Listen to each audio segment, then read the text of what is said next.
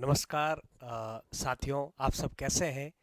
काफ़ी लंबे समय के साथ में आप सब लोगों से रूबरू होने का अवसर मिला है और इस बार पूरी तैयारी के साथ आप लोगों से रूबरू हो रहे हैं ताकि आप लोगों को वापस इंतजार नहीं करना पड़े।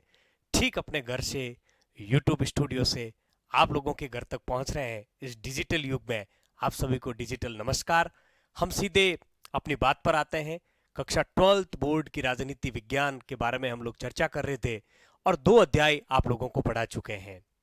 जो विद्यार्थी नए जुड़े हैं इस यूट्यूब चैनल से, उन सब से मेरा आग्रह रहेगा कि यूट्यूब चैनल पर जो वीडियो डाल रखे हैं, मैंने अपलोड कर रखे हैं, इसमें 2 अध्याय स्वतंत्र भारत में राजनीति के हम कंप्लीट करवा चुके हैं। उन चारों वीडियो को आप जरूर देखें।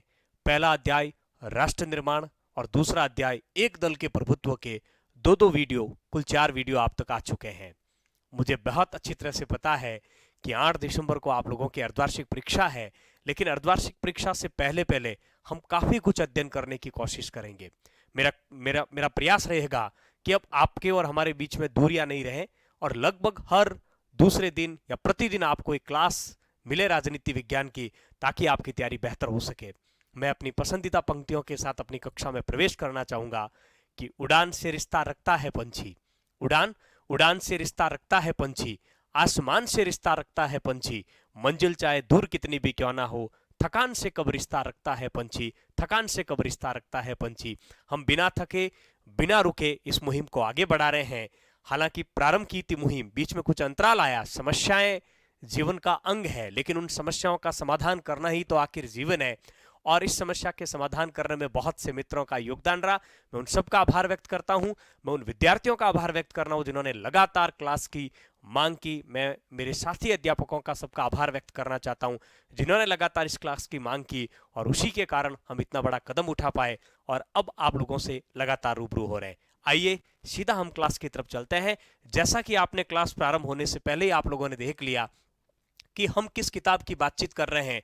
कक्षा 12th बोर्ड, स्वतंत्र भारत में राजनीति। एक और बात, प्रतियोगिता परीक्षाओं की तैयारी करने वाले विद्यार्थियों के लिए भी यह एनसीईआरटी की किताबें बेहद महत्वपूर्ण है। हाल ही में फर्स्ट ग्रेड के पेपर में 12 जो प्रश्न है इन एनसीईआरटी की किताब राजनीति विज्ञान की दोनों किताबों में से उठाए गए, तो आप लोगों के लिए भी बहुत महत्वपूर्ण है। टेलीग्राम चैनल से आप अवश्य जुड़े। जो भी आप लोगों को अध्ययन करवाया जा रहा है वो सारी पाठ्य सामग्री आप लोगों को टेलीग्राम ग्रुप में मिल जाएगी। अर्धवार्षिक परीक्षा से पहले हम मॉडल पेपर भी लेके आएंगे और आप सब लोगों के लिए खुशखबरी है कि कोविड में जो पेपर का पैटर्न था वही पैटर्न आप लोगों के लिए हूबहू रखा है इस बार। तो आप लोगों के लिए काफी काम आसान हो गया, क्योंकि एक एक नंबर के प्रश्न आपके आने वाले 30, तो उससे आप लोगों को काफी अच्छे अंक प्राप्त होने की पूरी संभावना रहेगी। आइए चर्चा करते हैं हम क्या बात करना चाह रहे हैं। स्वतंत्र भारत में राजनीति जो आपकी किताब है उसके बारे में हम अध्ययन कर रहे हैं और स्वतंत्र भारत की राजनीति में स्वतंत्र भारत के समक्ष 3 चुनौतियों के बारे में हम लोग चर्चा कर रहे हैं। जिस समय हमारा हिंदुस्तान आजाद हुआ उस समय भारत के सामने कुल 3 चुनौतियां थी। स्वतंत्र भारत के समक्ष चुनौतियां, और इन चुनौतियों की संख्या कितनी थी? 3 चुनौतियां थी। इन 3 चुनौतियों में सबसे पहली जो चुनौती थी जिसके बारे में हम लोग चर्चा कर चुके हैं, और उस चुनौती का नाम था राष्ट्र निर्माण की चुनौती। आप जानते हैं देश की एकता और अखंडता स्थापित करने के सामने बहुत सी बाधाएं थी, हम उनकी चर्चा कर चुके हैं। विभाजन से उत्पन्न समस्या, देशी रियासतों के एकीकरण की समस्या और राज्यों के पुनर्गठन की समस्या, पहले अध्याय में हमने बहुत डिटेल में इस बारे में चर्चा की थी। आप YouTube पर जाकर सर्च करके उस वीडियो को देखकर अपना कॉन्सेप्ट क्लियर कर सकते हैं।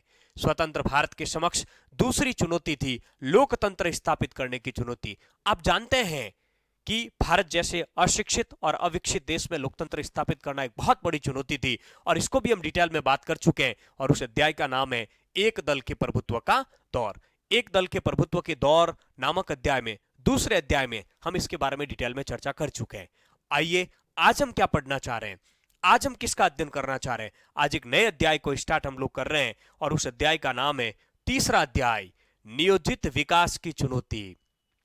स्वतंत्र भारत के सामने तीसरी और सबसे महत्वपूर्ण जो चुनौती थी उसके बारे में हम लोग चर्चा करना चाह रहे हैं, और वो चुनौती है नियोजित विकास की चुनौती। आपके अध्याय का नाम है नियोजित विकास की राजनीति, यानी हिंदुस्तान का विकास कैसे हो। क्योंकि जिस समय भारत आजाद हुआ था उस समय सबसे बड़ी दिक्कत हमारे लिए यह थी, क्योंकि सदियों से विदेशी आक्रांताओं ने हम लोगों का शोषण किया। आप जानते हैं कि मुगलों ने, विदेशी आक्रांताओं ने, उसके बाद में विशेष रूप से अंग्रेजों ने तो हदें पार कर दी, भारत को आर्थिक दृष्टि से पंगु बनाकर छोड़ दिया था। राजनीतिक, सामाजिक और आर्थिक शोषण उन लोगों ने किया था। कहा भी जाता है कि यूनान, रोम, मिस्र सब मिट गए जहां से, कुछ हस्ती है कि मिटती नहीं हमारी, सदियों रहे दुश्मन। हमारे देश में सदियों से दुश्मनों का शासन रहा है, उसके बावजूद भी भारत की संस्कृति, भारत की सभ्यता आज भी बरकरार है। इससे हम ये तात्पर्य निकालते हैं कि लंबे समय तक भारत में विदेशी आक्रांताओं का शासन रहा था और उन लोगों ने हमारा शोषण किया था।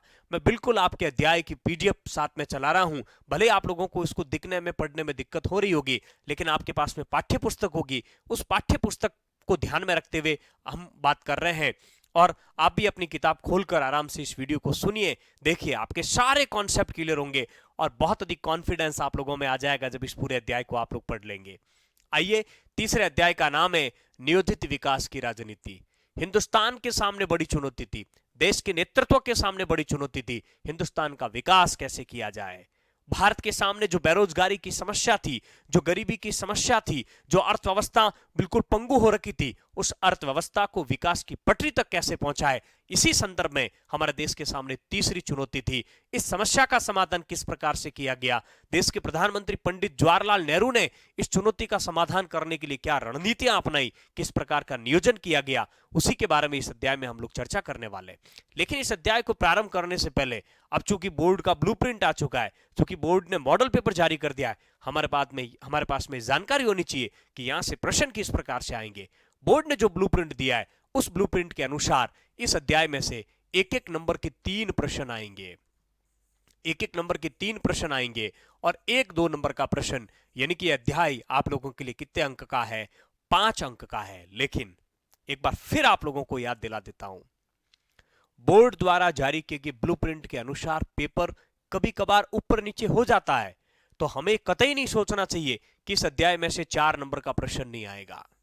हमें कतई नहीं सोचना चाहिए कि इस अध्याय में से एक एक नंबर के 3 प्रश्न आएंगे। हो सकता है 2 और 1 नंबर के प्रश्न आ जाए, हो सकता है 4 और 1 नंबर का प्रश्न आ जाए। हमारा बी प्लान भी तैयार होना चाहिए। हम तैयारी बिल्कुल बोर्ड के ब्लूप्रिंट के अनुसार करेंगे, जो मॉडल पेपर आप लोगों को हल करवाएंगे बिल्कुल उसी के अनुसार करवाएंगे, लेकिन हमारा प्लान बी भी तैयार रहना चाहिए। तो आइए, ये बात फिक्स है कि ये जो अध्याय है आपका दूसरा अध्याय, ये दूसरा अध्याय 5 नंबर का है, यानी कि 5 नंबर के प्रश्न यहां से पूछे जाएंगे, ये बात एकदम तय है। तो नियोजित विकास की राजनीति प्रारंभ जो हमारे होते हैं, उसका पहला टॉपिक है राजनीतिक फैसले और विकास। या राजनीतिक फैसले और विकास से मुझे नहीं लगता आपके कोई प्रश्न बनेगा, लेकिन प्रश्न क्या बन सकता उसकी तरफ ले जाने के लिए भूमिका यहां पर बनाई गई है। जिस समय हिंदुस्तान आजाद हुआ, उस समय पूरे विश्व के अंदर लोहा इस्पात की बहुत अधिक मांग बढ़ी थी। किसकी मांग बढ़ी थी? लोहा इस्पात की।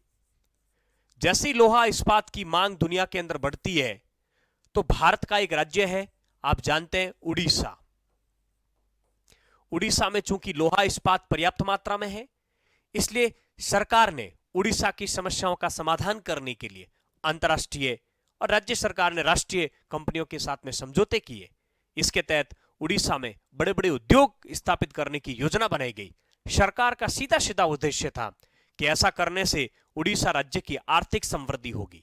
राज्य सरकार का पहला उद्देश्य था कि ऐसा करने से उड़ीसा की आर्थिक समृद्धि होगी।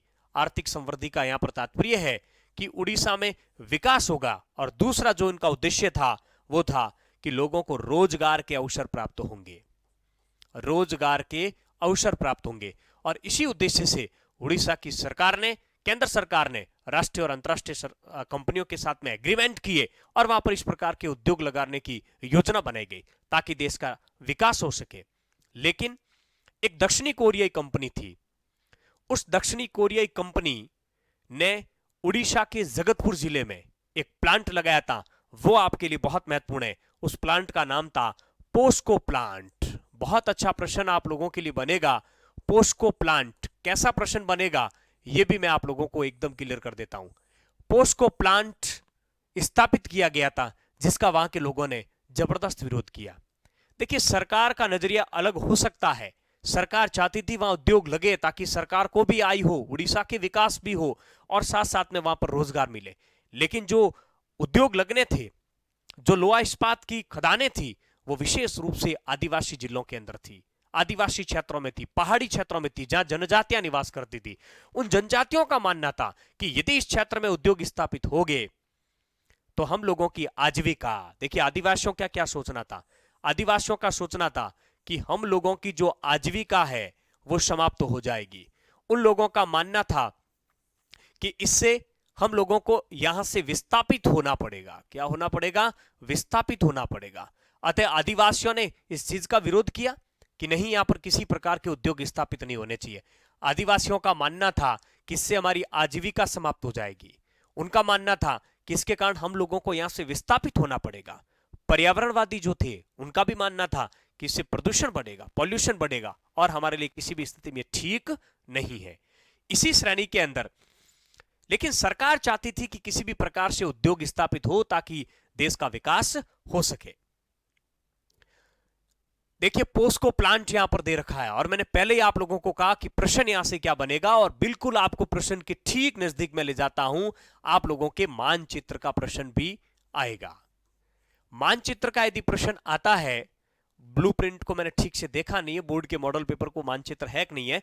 खैर मानचित्र में भी प्रश्न एक एक नंबर के होते हैं और मानचित्र नहीं है तो भी प्रश्न इसी अनुसार बनेंगे। आपसे प्रश्न पूछा जा सकता है कि पोस्को प्लांट किस राज्य से संबंधित है? पोस्को प्लांट किस राज्य से संबंधित है? आपका सीधा सीधा उत्तर होना चाहिए उड़ीसा राज्य से संबंधित है। किस राज्य से संबंधित है? उड़ीसा राज्य से संबंधित है।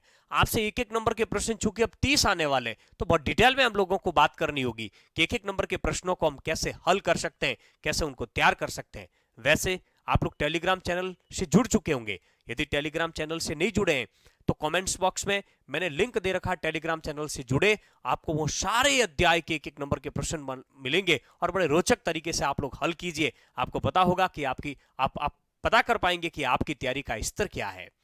दूसरा प्रश्न पूछा जा सकता है कि ये जो पोस्को प्लांट स्थापित किया था उड़ीसा में, उड़ीसा के जिले का नाम जगत सिंहपुरा, उड़ीसा के जिले का नाम जगत सिंह, उड़ीसा के जिले का नाम क्या था? जगत सिंह। यहां पर प्रश्न यह भी पूछा जा सकता है कि इस पोस्को प्लांट को स्थापित करने वाली कंपनी किस देश की थी? उस कंपनी का नाम था कोरियाई कंपनी। इसका मतलब ये कोरिया देश की कंपनी थी। कौन से देश की कंपनी थी? कोरिया देश की कंपनी थी। और इस कंपनी के विरुद्ध में आदिवासी लोग, आसपास के क्षेत्रों से आए हुए लोग इस पोस्को प्लांट के ऑफिस के सामने धरना प्रदर्शन करके इसका विरोध कर रहे थे कि एक साल पहले सरकार और इस कोरियाई कंपनी के बीच में जो एग्रीमेंट हुआ है, जो समझौता हुआ, वो समाप्त होना चाहिए। हमारे क्षेत्र में किसी प्रकार का कोई पोस्को प्लांट स्थापित नहीं होना चाहिए। आपसे एक बहुत महत्वपूर्ण प्रश्न पूछा जा सकता है कि इसका नेतृत्व किसने किया था? इस आंदोलन का नेतृत्व किया था राष्ट्रीय युवा संगठन। में लिख देता हूं, यहां लिख देता हूं, राष्ट्रीय युवा संगठन, राष्ट्रीय युवा संगठन। व इसका नेतृत्व किया था नवनिर्माण समिति ने, नवनिर्माण समिति ने। कितना बढ़िया प्रश्न हो सकता है। उड़ीसा में पोस्को प्लांट जो स्थापित किया जा रहा था, उस पोस्को प्लांट के स्थापना के विरुद्ध में एक प्रदर्शन हुआ था जगतपुर जिले में। उस आंदोलन का, उस प्रदर्शन का नेतृत्व किसने किया था? मुझे लगता है कि ऐसे प्रश्न आए तो आम विद्यार्थियों के लिए करना बहुत मुश्किल होगा और अच्छे अंक प्राप्त करने का यही तरीका है कि इस प्रकार के प्रश्न हम लोग खोजें। तो राष्ट्रीय युवा संगठन और नवनिर्माण समिति ने पोस्को प्लांट के विरुद्ध आंदोलन किया था। कितने बढ़िया एक एक नंबर के प्रश्न आ गए। पोस्को प्लांट किस राज्य से संबंधित है? उड़ीसा से संबंधित है। मानचित्र का प्रश्न पूछा जाता है, ऐसे प्रश्न पूछा जाता है पोस्को प्लांट से संबंधित जिले, राज्य को नामांकित कीजिए। तो पोस्को प्लांट से संबंधित राज्य उड़ीसा। कहां की कंपनी? कोरिया की। जिला कौन सा था? जगत सिंह। किसने आंदोलन का नेतृत्व किया? राष्ट्रीय युवा संगठन व नवनिर्माण समिति। जो भी मैं इस पे पैनल पे लिख रहा हूं, ये सारी पीडीएफ आप लोगों को टेलीग्राम चैनल में मिल जाएगी। चलिए आगे बढ़ते हैं। अब है कि इस प्रकार की समस्याओं का समाधान किस प्रकार से करना चाहिए। जहां एक तबका कह रहा है कि नहीं, इस प्रकार के बड़े बड़े उद्योग स्थापित नहीं होने चाहिए, वहां दूसरा तबका कह रहा है कि नहीं, इस प्रकार के उद्योग स्थापित होने चाहिए। आप जान सकते हैं, उद्योगपति, शहर में रहने वाले लोग, सरकार हमेशा चाहेगी कि बड़े बड़े उद्योग स्थापित हो, लेकिन जो आदिवासी है, जो जंगलों में निवास करते हैं, जो पर्यावरणवादी है, वो हमेशा इन चीजों का क्या करेंगे, विरोध करेंगे। लेकिन निर्णय किसको लेना है? निर्णय लेना चाहिए जनता के जनप्रतिनिधियों को, क्योंकि जनता ने उनको चुनकर भेजा है और उनकी जवाबदेहिता, उनकी जिम्मेदारी, उनका जो है उत्तरदायित्व जनता के प्रति होता है। तो हम ये कह सकते हैं कि डिसीजन जनप्रतिनिधियों की भावनाओं, जनप्रतिनिधियों के द्वारा लेना चाहिए, क्योंकि जनप्रतिनिधि जनता की भावनाओं को बेहतर तरीके से जानते हैं। हमारे आजादी के बाद इस प्रकार की कई दिक्कतें आई कि फैसले किस प्रकार से होने चाहिए, किस प्रकार का मॉडल हिंदुस्तान में विकास का अपनाना चाहिए। उस समय सबका मानना था कि देश का विकास चाहे औद्योगिकरण से करें, चाहे कोई अन्य तरीके से करें, लेकिन यह बात राष्ट्रीय आंदोलन के दौरान ही तय थी। हम पहले चर्चा कर चुके हैं कि भारत में आर्थिक विकास के मॉडल का तात्पर्य है देश की आर्थिक समृद्धि। बहुत ढंग से सुनना, 1 नंबर का या 2 नंबर का प्रश्न पूछा जा सकता है। भारत में आर्थिक विकास का तात्पर्य है, पहला आर्थिक समृद्धि, और दूसरा है सामाजिक आर्थिक न्याय। सामाजिक आर्थिक न्याय की स्थापना, ध्यान रखना, बहुत अच्छी चीज है कि आर्थिक विकास का तात्पर्य केवल आर्थिक समृद्धि नहीं है। भारत में आर्थिक विकास का उद्देश्य केवल और केवल सरकार का यह उद्देश्य नहीं है कि वो देश में आर्थिक समृद्धि करे, आर्थिक विकास करे। आर्थिक विकास के साथ साथ में सामाजिक और आर्थिक न्याय भी स्थापित होना चाहिए। यह बहुत महत्वपूर्ण है। आप कहोगे सामाजिक और आर्थिक न्याय का क्या तात्पर्य है? सामाजिक और आर्थिक न्याय का यहां पर तात्पर्य है कि समाज में सभी लोगों के हितों की सुरक्षा होनी चाहिए। दूसरा, आर्थिक न्याय का तात्पर्य है कि अमीर ज्यादा अमीर और गरीब ज्यादा गरीब नहीं होना चाहिए। विकास की योजनाओं का लाभ सभी वर्गों को प्राप्त होना चाहिए, सभी की न्यूनतम आवश्यकताओं की पूर्ति होनी चाहिए। अर्थात विकास भी होना चाहिए और विकास प्रत्येक व्यक्ति तक पहुंचने भी चाहिए। विकास का लाभ सभी को प्राप्त होना चाहिए। समाज में सामाजिक और आर्थिक न्याय भी स्थापित होना चाहिए। अब हिंदुस्तान का विकास करना है, यह बात तय थी। विकास का तात्पर्य था आर्थिक समृद्धि और सामाजिक आर्थिक न्याय की स्थापना। अब देश की आर्थिक समृद्धि के लिए और सामाजिक आर्थिक न्याय स्थापित करने के लिए हमें तरीका क्या अपनाना है? क्या उद्योगों की स्थापना होनी चाहिए? क्या उद्योगों पर ध्यान दिया जाना चाहिए? क्या कृषि पर ध्यान दिया जाना चाहिए? इसमें से कौन सा तरीका अपनाना है, यह उस समय के विश्लेषकों का मुख्य कार्य था। तो यहां से 1 नंबर का प्रश्न आया। देखिए, बड़े टॉपिक अभी शुरू होने, प्रारंभिक अध्याय है। यहां से क्या प्रश्न आया कि भारत में विकास का अर्थ है। प्रारंभिक समय में भारत में विकास का तात्पर्य था, पहला बिंदु आर्थिक समृद्धि, दूसरा बिंदु सामाजिक व आर्थिक न्याय। मैं पहले भी कई वीडियो में आप लोगों के साथ ये बात साझा कर चुका हूं कि राजनीति विज्ञान में प्रत्येक प्रश्न का उत्तर आप लोगों को पॉइंट में देना है। जितने प्रश्न, जितने नंबर का प्रश्न, उतने पॉइंटों में उत्तर होना चाहिए। तो प्रत्येक प्रश्न का पॉइंट जो है उत्तर आप लोगों को पॉइंट में देना है। यहां पर 2 चीजें आ गई है, एक है दक्षिणापंथी और एक है वामपंथी। देखिए, अध्याय थोड़ा टूटा फूटा चल रहा है, कोई दिक्कत नहीं, 1-1 नंबर के प्रश्न अभी तक हम निकाल रहे हैं। प्रश्न तो नहीं बनना चाहिए, लेकिन फिर भी 2 विचारधाराएं दे रखी है, एक है वामपंथी और दूसरी है दक्षिणापंथी। आप लोगों को आइडिया होना चाहिए कि वामपंथी और दक्षिणापंथी क्या है। विश्व के विभिन्न देशों के राजनीतिक दलों के बारे में हम जब बात चर्चा करते हैं तो राजनीतिक विश्लेषक कहते हैं कि ये दक्षिणापंथी राजनीतिक दल है, कुछ कहते हैं ये वामपंथी राजनीतिक दल है। तो वामपंथी और दक्षिणापंथी राजनीतिक दलों से क्या तात्पर्य है और हमारे देश में कौन से राजनीतिक दल वामपंथी है और कौन से दक्षिणापंथी थे आजादी के समय, उसके बारे में भी हम लोग चर्चा करेंगे। देखिए, किसी न किसी राजनीतिक दल की कोई न कोई विचारधारा होती है, उसका एजेंडा होता है, उसका कार्यक्रम होता है। उस राजनीतिक दल को या तो वामपंथी कहा जाता है या दक्षिणापंथी कहा जाता है।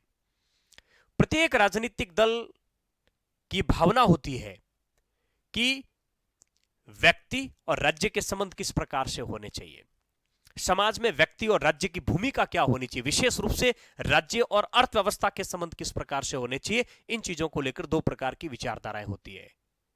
वामपंथी राजनीतिक दल हमेशा से मजदूर के हित की बात करते हैं, ध्यान रखना, मजदूर के हित की बात करेंगे, वो किसानों के हित की बात करेंगे, वो सामाजिक आर्थिक न्याय की बात करेंगे। वामपंथी जो राजनीतिक दल होते हैं वो पिछड़े सामाजिक समूह की तरफदारी की बात करते हैं। वो सामाजिक न्याय की स्थापना करते हैं। वो चाहते हैं कि सरकार लोक कल्याण के कार्य करे और अधिक से अधिक जनहित के हित में सरकार को कार्य करने चाहिए। समाज के जो पिछड़े वर्ग है, समाज के जो पिछड़े वर्ग है, उन पिछड़े वर्गों के हितों की सुरक्षा का कार्य सरकार को करना चाहिए। अर्थात सरकार को लोक कल्याणकारी योजनाओं के माध्यम से, जनहित की योजनाओं के माध्यम से अधिक से अधिक जनता के हित में प्रयास करना चाहिए। प्रारंभिक समय में इस प्रकार की विचारधारा से संबंधित राजनीतिक दलों की यदि हम बात करते हैं तो सीपीआई, भारतीय कम्युनिस्ट जो पार्टी थी, वो इसी प्रकार का राजनीतिक दल था। और सोशलिस्ट पार्टी, यानी जिसे हम कहते हैं समाजवादी, सोशलिस्ट पार्टी इस प्रकार के राजनीतिक दलों में माना जाता था। यह भी आप लोगों को ध्यान रखना है। लेकिन दक्षिणापंथी विचारधाराओं का मतलब है कि दक्षिणापंथी विचारधारा वाले लोग अमीर लोगों के हित की बात करते हैं, यानी समाज के धनाढ्य वर्ग के हितों की बात करते हैं। यानी मैं कह सकता हूं उद्योगपतियों के, उद्योगपति या पूंजीपति के हितों की जो बात करते हैं राजनीतिक दल, उन राजनीतिक दलों को हम कैसा राजनीतिक दल कहते हैं? दक्षिणापंथी राजनीतिक दल कहते हैं। यानी कि इनकी विचारधारा होती है बाजार मूलक अर्थव्यवस्था, बाजार मूलक अर्थव्यवस्था, यानी कि ये खुली अर्थव्यवस्था, खुली अर्थव्यवस्था का समर्थन करते हैं, अर्थात ये पूंजीवाद का समर्थन करते हैं। इन राजनीतिक दलों का मानना होता है कि उत्पादन व वितरण के साधनों पर सरकार का अधिकार नहीं होना चाहिए, व्यक्ति का अधिकार होना चाहिए। राज्य को अर्थव्यवस्था में कम से कम हस्तक्षेप करना चाहिए। इस प्रकार की धारणा वाले राजनीतिक दलों को हम कहते हैं दक्षिणापंथी। जबकि वामपंथी राजनीतिक दल चाहते हैं कि राज्य नियंत्रित अर्थव्यवस्था होनी चाहिए, राज्य नियंत्रित अर्थव्यवस्था होनी चाहिए। आप एक किताब पूरी पढ़ चुके हैं, शीत युद्ध के दौर में आपने सोवियत मॉडल पढ़ा था, वो वामपंथी विचारधारा से संबंधित था। जो पूंजीवादी मॉडल आप लोगों ने पढ़ा है वो दक्षिणापंथी विचारधारा से संबंधित था। आजादी के समय दक्षिणापंथी विचारधारा वाले राजनीतिक दल कौन से थे, उनके भी दो के नाम हम लोगों को यहां लिख लेना चाहिए। आप एक राजनीतिक दल लिख सकते हैं स्वतंत्र पार्टी, अध्याय 2 में इन सब के बारे में आप लोग चर्चा कर चुके हैं। दूसरा आप लिख सकते हैं भारतीय जनसंघ, भारतीय जनसंघ। तो ये छोटी सी चर्चा थी दक्षिणापंथी वामपंथी। प्रश्न क्या बन सकता है? दक्षिणापंथी विचारधारा के राजनीतिक दल और वामपंथी विचारधारा के राजनीतिक दल मिलान करने का प्रश्न पूछा जा सकता है। एक तरफ दक्षिणापंथी लिखा जा सकता है, सामने लिखा जा सकता है बाजार मूलक अर्थव्यवस्था या फिर खुली अर्थव्यवस्था, खुली प्रतिस्पर्धा। वामपंथी राजनीतिक दल मजदूर किसानों के हित की बात। इस प्रकार के प्रश्न आपसे पूछे जा सकते हैं। आइए आगे बढ़ते हैं। अब इस प्रकार से विकास कैसे होना चाहिए, विकास को लेकर अलग अलग धारणाएं हमारे देश में प्रारंभ में रही है। उस विकास की धारणा की हम लोग बात करते हैं तो कुछ लोगों का मानना था कि विकास के लिए हम लोगों को पश्चिम के विकास के मॉडल को अपनाना चाहिए। और पश्चिम के विकास का मतलब था आधुनिक होना, यानी कि पश्चिमी विकास के मॉडल का मतलब आधुनिक होना, औद्योगिकरण का रास्ता हम लोगों को अपनाना चाहिए। यानी कि हिंदुस्तान में भी अधिक से अधिक उद्योगों की स्थापना होनी चाहिए। इस प्रकार की बातें आप लोगों के यहां पर दे रखी है। लेकिन विशेष रूप से हमारे देश में या विश्व के पश्चिमी देशों में जो पश्चिमी मॉडल है वो पश्चिमी मॉडल पूंजीवाद की बात करता है। वहां पूंजीवादी विचारधारा पर है और पूंजीवादी विचारधारा आप लोग मानते हैं उदारवाद से प्रेरित है। उदारवाद कहता है कि उत्पादन, पूंजीवाद कहता है उत्पादन और वितरण के साधनों पर व्यक्ति का अधिकार होना चाहिए, अर्थात सरकार को अर्थव्यवस्था में किसी प्रकार का कोई हस्तक्षेप नहीं करना चाहिए। इन लोगों का मानना था कि विकास की ऐसी धारणा अपनानी चाहिए जिसे जो है आधुनिकीकरण हो, पूंजीवाद हो, उदारवाद की स्थापना होनी चाहिए। लेकिन यहां से आपके मेन टॉपिक प्रारंभ होता है। अब ये निर्णय हिंदुस्तान को लेना था कि हमें किस तरफ जाना है, हमें आजादी के बाद विकास का कौन सा मॉडल अपनाना है। देखिए, जिस समय हिंदुस्तान आजाद हुआ उस समय विकास के दो मॉडल थे। कितना बढ़िया प्रश्न बनेगा और मुझे लगता है इस अध्याय का सबसे महत्वपूर्ण प्रश्न यही रहेगा आपके कि हिंदुस्तान जिस समय स्वतंत्र हुआ था उस समय भारत के सामने विकास के कितने मॉडल थे? तो ध्यान रखना, भारत के सामने विकास के दो मॉडल थे। पहला मॉडल था पूंजीवादी मॉडल, और इस पूंजीवादी मॉडल का नेतृत्व जो कर रहा था वो कर रहा था संयुक्त राज्य अमेरिका। संयुक्त राज्य अमेरिका। बहुत अच्छा प्रश्न आप लोगों के लिए बनेगा। स्वतंत्रता के समय भारत के समक्ष विकास के कितने मॉडल थे? 2 मॉडल थे। पहला पूंजीवादी मॉडल संयुक्त राज्य अमेरिका जिसका नेतृत्व कर रहा था। दूसरा model Samajwadi model. Samajwadi model.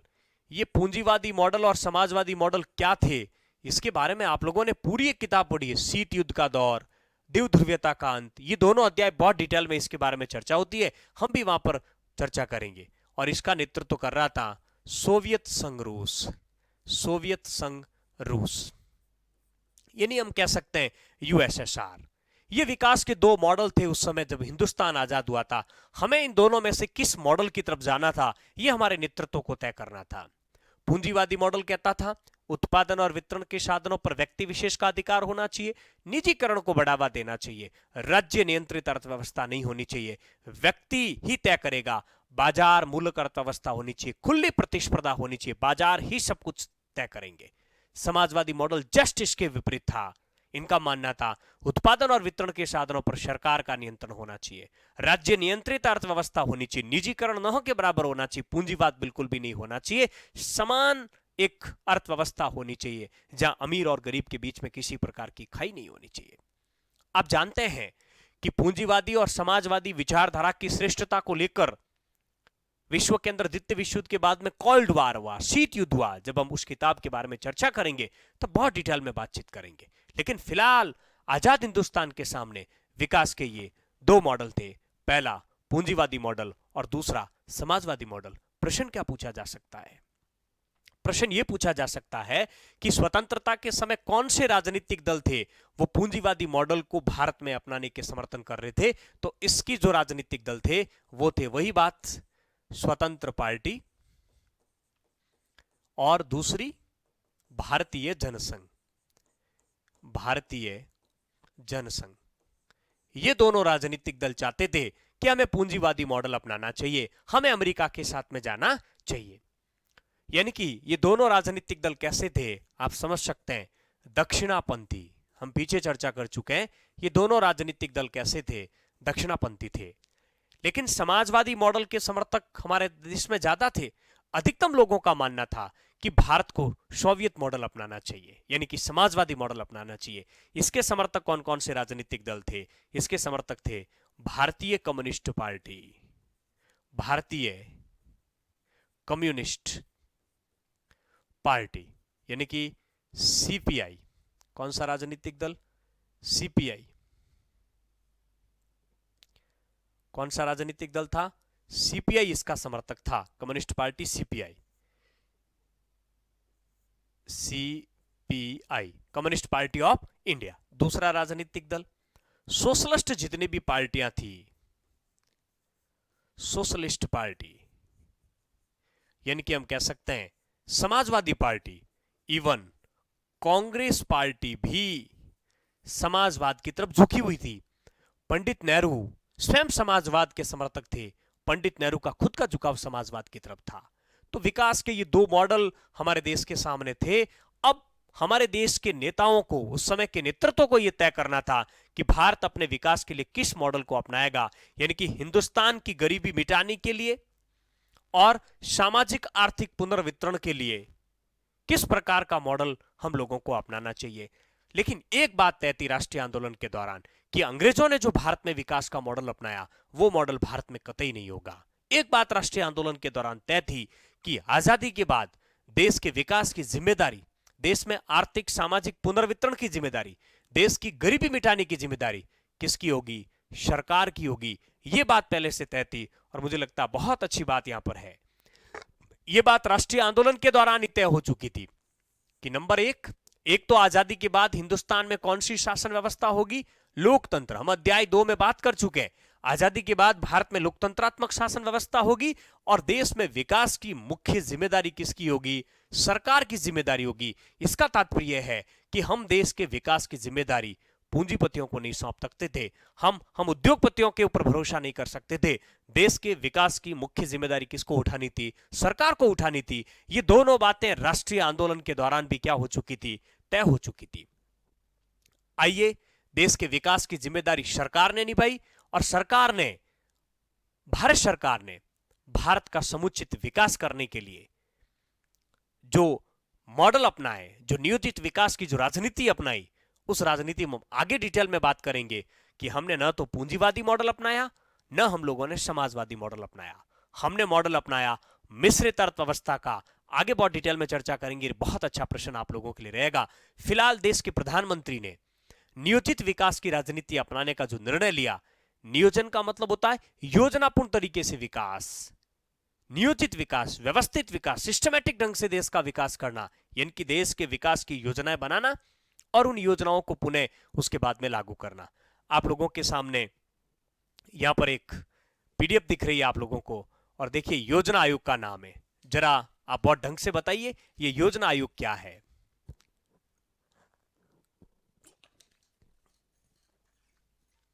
Pandit Nehru Soviet संघ से काफी प्रभावित थे। आप जानते हैं कि प्रथम विश्व युद्ध के बाद 1917 में सोवियत संघ रूस में बोल्शेविक क्रांति हुई। आपके मॉडल पेपर में भी प्रश्न दिया हुआ है। 1917 में रूस में सोवियत संघ क्रांति होने के बाद में, बोल्शेविक क्रांति होने के बाद में वहां नियोजित विकास की राजनीति अपनाई गई, और नियोजित विकास की राजनीति अपनाने के बाद में तेज गति से यूएसएसआर का विकास हुआ, क्योंकि उन्होंने नियोजित विकास किया। विश्व के अधिकतम देशों ने नियोजन का सहारा लिया और उनका विकास भी हुआ। पंडित जवाहरलाल नेहरू भी भारत में नियोजित विकास करने के उद्देश्य से, बहुत अच्छा प्रश्न रहेगा, उन्होंने 15 मार्च 1950 को योजना आयोग का गठन किया। किस आयोग का? योजना आयोग का गठन किया। बहुत बढ़िया प्रश्न आप लोगों के लिए हो सकता है कि योजना आयोग का अध्यक्ष कौन होता है? ध्यान रखना, योजना आयोग का अध्यक्ष हमेशा प्रधानमंत्री होते हैं, हमेशा प्रधानमंत्री होते हैं। आपसे यह पूछे जाए कि पहले योजना आयोग के अध्यक्ष कौन थे, आपका उत्तर होगा पंडित जवाहरलाल नेहरू। आपसे पूछा जाए कि वर्तमान में तो खैर योजना आयोग है ही नहीं, इसको योजना आयोग की जगह अब नीति आयोग आ चुका, उसके बारे में चर्चा करेंगे। प्रश्न ये पूछा जा सकता है कि योजना आयोग का अध्यक्ष कौन होता? आपका उत्तर होगा प्रधानमंत्री होगा। दूसरा, योजना आयोग में एक उपाध्यक्ष हुआ करते थे, एक उपाध्यक्ष जिसकी नियुक्ति प्रधानमंत्री के द्वारा ही की जाती थी। पहला जो योजना आयोग था उसके उपाध्यक्ष थे गुलजारी लाल नंदा, गुलजारी लाल नंदा। और आप लोगों से क्या पूछा जा सकता है, क्या योजना आयोग का संविधान में उल्लेख है? कहीं पर भी उल्लेख नहीं है। योजना आयोग की स्थापना एक कैबिनेट के प्रस्ताव पर की गई थी। कैबिनेट यदि मंत्रिमंडलीय प्रस्ताव के आधार पर, मंत्रिमंडलीय प्रस्ताव के आधार पर, यानी कि हम कह सकते हैं कि ये सरकार के प्रस्ताव पर स्थापित किया गया। न तो कॉन्स्टिट्यूशन में इसका उल्लेख है, न तो ये संवैधानिक आयोग है, और न ही ये वैधानिक आयोग है, न ही इसका निर्माण संसद ने कानून बनाकर किया है। ये राज्य सरकार, ये केंद्र सरकार के एक प्रस्ताव पर, कैबिनेट के एक प्रस्ताव पर, मंत्रिमंडल के एक प्रस्ताव पर योजना आयोग का गठन हुआ है। आपको याद रखना है 15 मार्च 1950 को पंडित जवाहरलाल नेहरू ने योजना आयोग का गठन किया। योजना आयोग के जनक जो थे वो देश में पंडित जवाहरलाल नेहरू थे। योजना आयोग का गठन क्यों किया? योजना आयोग का गठन करने का ध्येय था कि भारत का योजनापूर्ण तरीके से विकास करना। भारतीय संविधान के भाग 4 में आप जानते हैं नीति निदेशक तत्वों का उल्लेख है, नीति निदेशक तत्वों का उल्लेख है। आप ये भी जानते हैं कि नीति निदेशक तत्वों से संबंधित जो आर्टिकल है वो 36 से 51 तक है। भारतीय संविधान के अनुच्छेद 38 में, भारतीय संविधान के अनुच्छेद 38 में, अनुच्छेद 38 में इस बात का स्पष्ट उल्लेख है कि सरकार सामाजिक, आर्थिक व राजनीतिक न्याय की स्थापना करेगी। संविधान के अनुच्छेद नीति निदेशक 37 में इस बात का स्पष्ट उल्लेख है कि सरकार योजना बनाते समय नीति निदेशक तत्वों को ध्यान में रखकर योजनाएं बनाएगी। अर्थात नीति निदेशक तत्व जो लोक कल्याणकारी राज्य के प्रतीक है, जो सामाजिक, आर्थिक, राजनीतिक न्याय के प्रतीक है, जो सरकार के पथ प्रदर्शन की भूमिका निभाते हैं, उसको ध्यान में रखते हुए सरकार योजनाएं बनाएगी। और भारतीय संविधान के अनुच्छेद 39 में जो 6 बातें हैं, उनमें से कुछ बातें इस प्रकार से लिखी गई है, कुछ बातें इस प्रकार से लिखी हुई है कि योजना आयोग के माध्यम से उन उद्देश्यों को पूरा किया जा सकता था, जैसे स्त्री और पुरुषों सभी नागरिकों को आजीविका के समान अवसर प्राप्त कर, यानी सरकार की ये जिम्मेदारी बनती है कि सरकार स्त्री और पुरुष दोनों को आजीविका के समान अवसर प्रदान करेंगे। और सरकार का एक दायित्व है कि वो समुदाय के जो भौतिक संसाधन हैं, उन भौतिक संसाधनों पर नियंत्रण और उनका पुनर्वितरण इस प्रकार से करेंगे कि अधिकतम लोगों का अधिकतम हित सध सके, अर्थात अमीर ज्यादा अमीर और गरीब ज्यादा गरीब नहीं हो, सर्वोत्तम हित कैसे साधन हो सके, इस प्रकार से उनका पुनर्वितरण किया जाएगा। और जो हमारे देश की अर्थव्यवस्था है, उस अर्थव्यवस्था का संचालन इस प्रकार से किया जाएगा कि अधिकतम धन का केंद्रीकरण नहीं होना चाहिए, संपत्ति का केंद्रीकरण नहीं होना चाहिए, इस उद्देश्य से। और चौथी जो बात आपके यहां पर देने रखी वो ये लिखी हुई है कि स्त्री और पुरुष को समान कार्य के लिए समान वेतन दिया जाएगा। इसी उद्देश्य से योजना आयोग की स्थापना की गई। नीति निदेशक तत्वों के उद्देश्यों को पूरा करने के लिए, देश का नियोजित विकास करने के लिए पंडित नेहरू ने योजना आयोग का गठन किया 15 मार्च 1950 को। लेकिन आप सब जानते हैं, और बहुत महत्वपूर्ण प्रश्न भी बनेगा, मुझे तो लगता है प्रश्न छप चुका होगा, 1 जनवरी 2015 को भारत के प्रधानमंत्री, तत्कालीन प्रधानमंत्री नरेंद्र मोदी ने योजना आयोग के स्थान पर नीति आयोग की स्थापना की। नीति आयोग किसकी स्थापना की? नीति आयोग की। नीति आयोग का इस गठन, आपसे प्रश्न यदि पूछ लिया जाए योजना आयोग का उत्तराधिकारी संगठन कौन सा है, आपका उत्तर क्या होगा? नीति आयोग। दूसरा प्रश्न, नीति आयोग की स्थापना कब की गई? 1 जनवरी 2015। तीसरा प्रश्न, नीति आयोग का पूरा नाम क्या है? तो नीति आयोग का पूरा नाम है राष्ट्रीय भारत परिवर्तन संस्थान। राष्ट्रीय भारत परिवर्तन संस्थान, ये पूरा नाम आप लोगों को याद रखना है, नीति आयोग का, NITI। ये जो नीति आयोग है, नीति आयोग का पूरा नाम आप लोगों को याद रखना है, राष्ट्रीय भारत परिवर्तन संस्थान। आपसे प्रश्न यह भी पूछा जा सकता है कि नीति आयोग के अध्यक्ष कौन होते हैं? आपका उत्तर होगा प्रधानमंत्री। वर्तमान में नीति आयोग के अध्यक्ष कौन है? आपका उत्तर होगा नरेंद्र मोदी। देश के प्रधानमंत्री वर्तमान में नरेंद्र मोदी नीति आयोग के क्या है? अध्यक्ष है। तो राष्ट्रीय भारत परिवर्तन संस्थान 1 जनवरी 2015 को योजना आयोग के स्थान पर एक नई संस्था का स्थापना की गई। अब देश में विकास की जिम्मेदारी किसकी है? नीति आयोग की है। तो आज के लिए इतना ही। अगले वीडियो में हम लोग आगे की चर्चा करेंगे। बने रहे, प्रतिदिन आप लोगों को एक वीडियो मिले, इस प्रकार की कोशिश रहेगी। नए जो विद्यार्थी जुड़े हैं वो चैनल को सब्सक्राइब जरूर करें, अपने अधिकतम विद्यार्थियों तक इसे शेयर जरूर करें। आप लोगों का स्नेह और आप लोगों का विश्वास बना रहे, हम आपके विश्वास पर अवश्य खरे उतरेंगे। हम जल्दी ही प्रतियोगिता परीक्षाओं की तैयारी करने वाले विद्यार्थियों के लिए ऑब्जेक्टिव टाइप प्रश्नों को भी यहाँ पर हल करवाने वाले हैं। इसके अलावा टेलीग्राम पर जो प्रश्न हमने आप लोगों को डाले हैं, उन प्रश्नों को भी यहाँ पर हल करवाया जाएगा, सॉल्व आप लोगों को करवाया जाएगा। राजनीति विज्ञान की तरफ से एकदम निश्चिंत हो जाइए। आप सबका बहुत बहुत आभार, धन्यवाद।